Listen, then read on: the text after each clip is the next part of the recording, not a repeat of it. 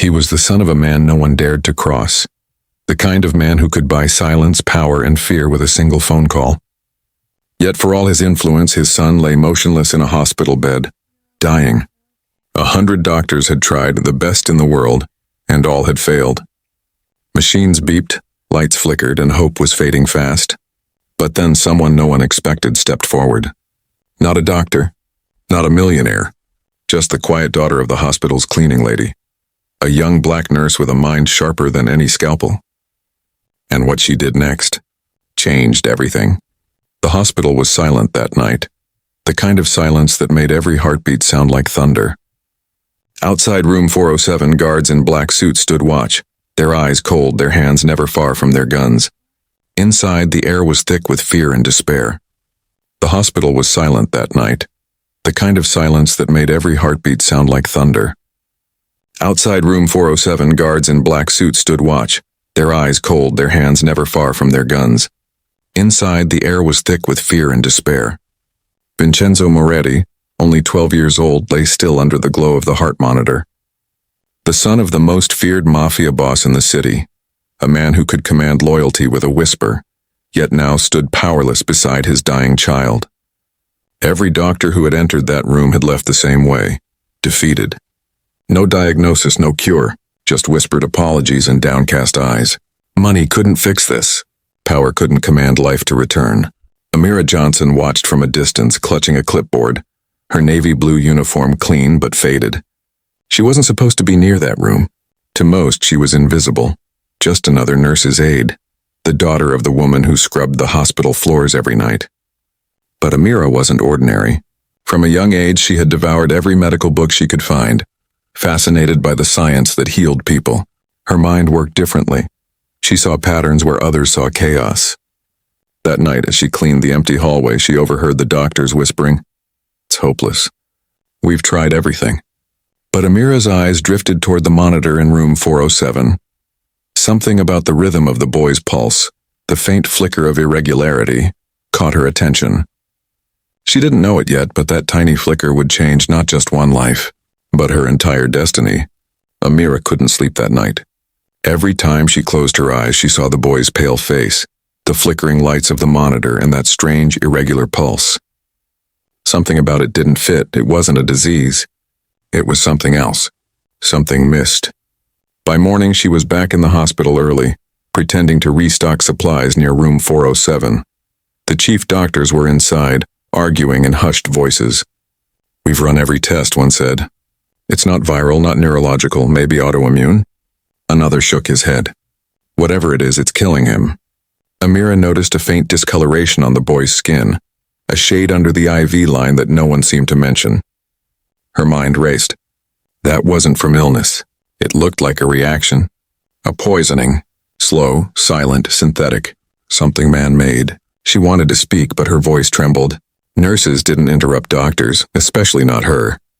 The last time she questioned a diagnosis, she was told to go clean the floors instead of acting like a scientist.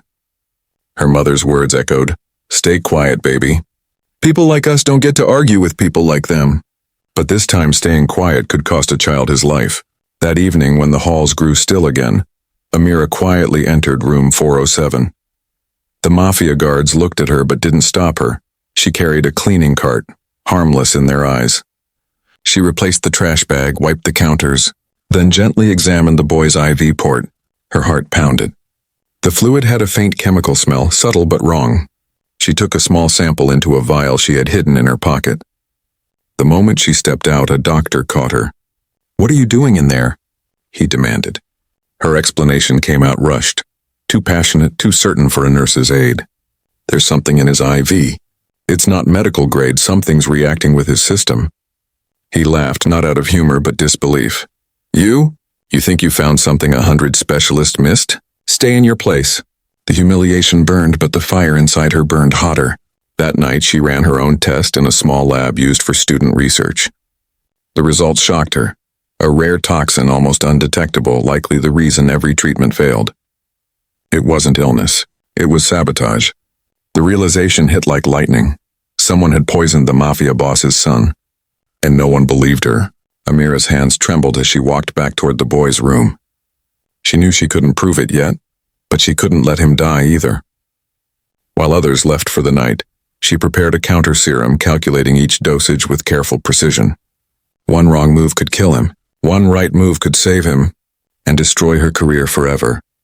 She whispered a silent prayer as she inserted the syringe. Please and let this work. Seconds passed. The monitor beeped irregularly, then steadied. A single tear rolled down her cheek as she saw faint color return to his skin. But her relief was short-lived. Behind her, the door burst open.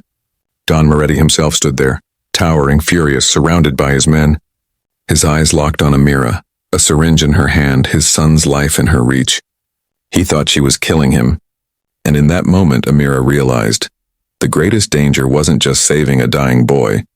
It was surviving what came next. The sound of the heart monitor filled the room, steady but fragile. Amira froze, her hand still hovering over the syringe. The door slammed behind her and the air turned heavy with fear. Don Moretti stood in the doorway, his sharp black suit cutting through the sterile white light of the hospital. His face was carved with fury and grief, eyes bloodshot from nights without sleep. His men surrounded the bed like shadows, guns hidden but ready. What have you done to my son? His voice was a growl, low and dangerous. Amira's voice trembled but didn't break. I'm trying to save him. He stepped closer, his shadow swallowing her. Save him, you? A janitor's daughter? His tone was soaked in disbelief. 100 doctors failed. What makes you think you can do better? The monitor suddenly skipped a beat. One loud beep echoed through the room, then silence. For a second, time stopped. The guards raised their guns. Amira's chest tightened. The world blurred into noise and flashing lights. Then beep, beep, beep. The sound returned, steady, stronger. Color flushed back into the boy's face. His fingers twitched. A soft breath escaped his lips. The impossible had happened. Don Moretti's hand, still clutching his gun, began to shake. His gaze darted between his son and the young woman who refused to back down. What did you do? He whispered, voice breaking. Amira swallowed hard. He wasn't sick. Someone poisoned him. But he'll live now.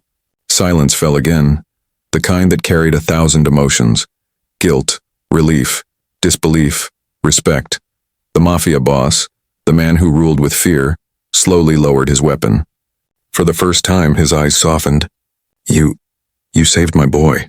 Tears welled in Amira's eyes, but she said nothing. She simply nodded, exhausted, hands still trembling. And in that moment, under the harsh hospital light surrounded by power and pain, something shifted.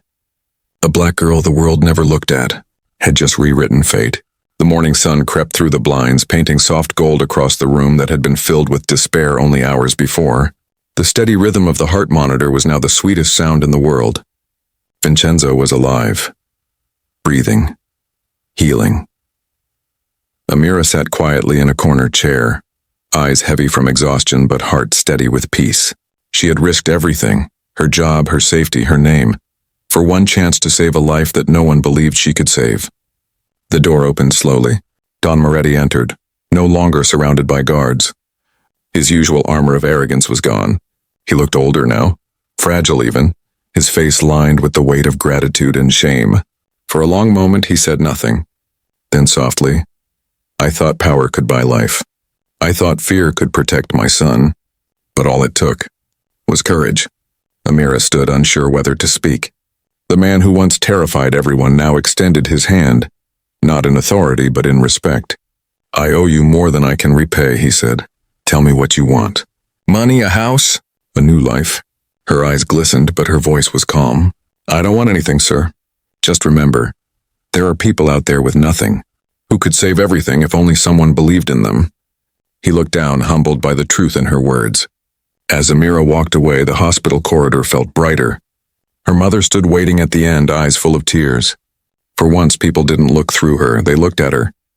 Not as a cleaner's daughter, not as a black woman fighting to be seen, but as the one who did what no one else could. Her footsteps echoed softly, steady, proud, and somewhere in that quiet hallway a new heartbeat began, the rhythm of change. Because sometimes the greatest healers aren't the ones with titles or money, but the ones who carry empathy, courage, and truth in their hearts.